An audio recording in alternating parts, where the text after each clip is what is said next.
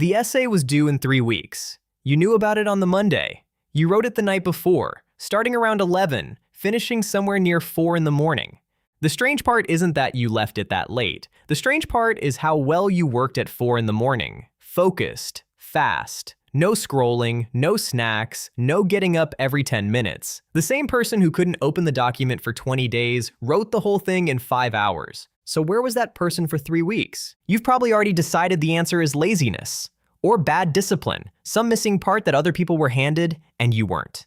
The real answer is smaller than that and much stranger. Your brain does not keep one fixed price on a task. Your brain reprices the task every single time you look at it. And the biggest thing setting that price is how far away the payoff is.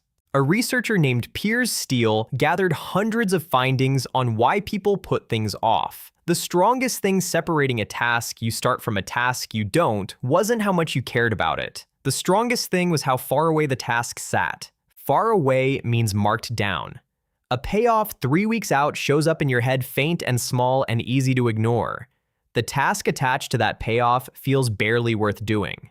Not because something is wrong with you, because your brain applied a discount the way distance always makes things look smaller than they are. Now hold that against everything else available in the same moment. Your phone, a snack, a different, easier task.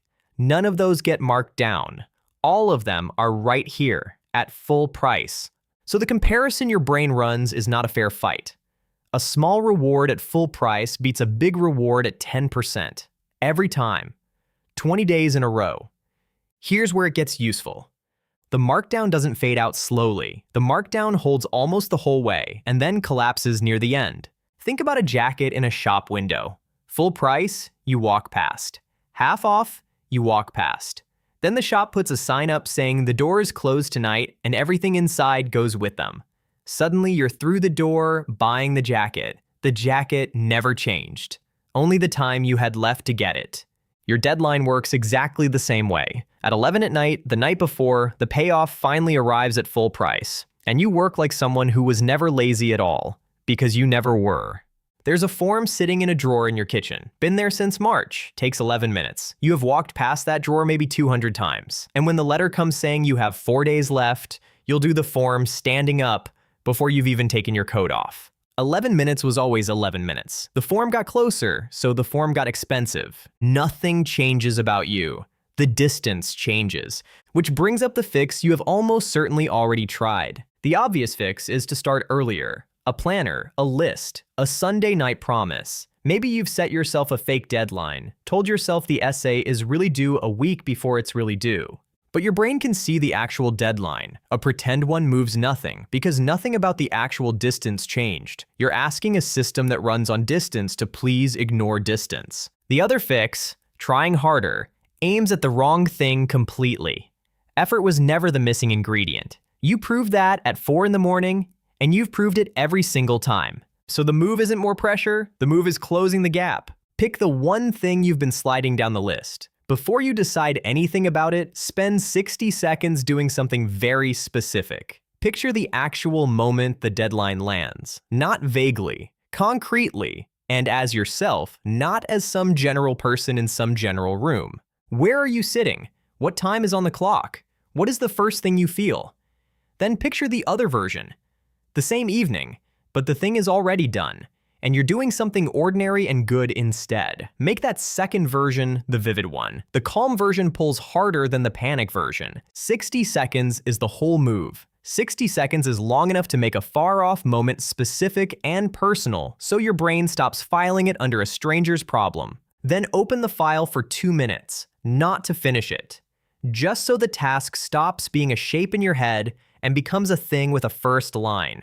60 seconds works because you're not manufacturing willpower. You're shortening the distance in the one place distance is actually measured, which is inside your own head. And sometimes the pattern runs deeper than deadlines. Maybe starting anything at all has felt impossible for a long stretch now. A doctor or a therapist can help with that in ways a video can't. Reaching out for that is a reasonable thing to do. So, pulling all of it together, your brain prices tasks by distance. Far away gets marked down, and marked down things don't get started. close snaps back to full price, and full price things get done at 4 in the morning by someone who is apparently capable after all. You're not a person who lacks discipline. You're a person running a normal, predictable program on a schedule your deadline's set instead of you. And a predictable program can be interrupted once you know where the button is. Try the 60 seconds today on one thing you've been moving. Then leave a comment with what the task was and whether you actually opened it, not whether you plan to, whether you opened it. If you want the other half of this, the next video is about why 11-minute tasks are the ones that sit longest. And if this is the kind of explanation you've been looking for, subscribing is how the next one finds you. 3 weeks, then 5 hours, then 4 in the morning, and a cold cup of tea, and an essay that turned out to be entirely doable. That person wasn't missing for 3 weeks. That person was just standing too far away to see what the thing was worth. And distance is the one part of this you can move.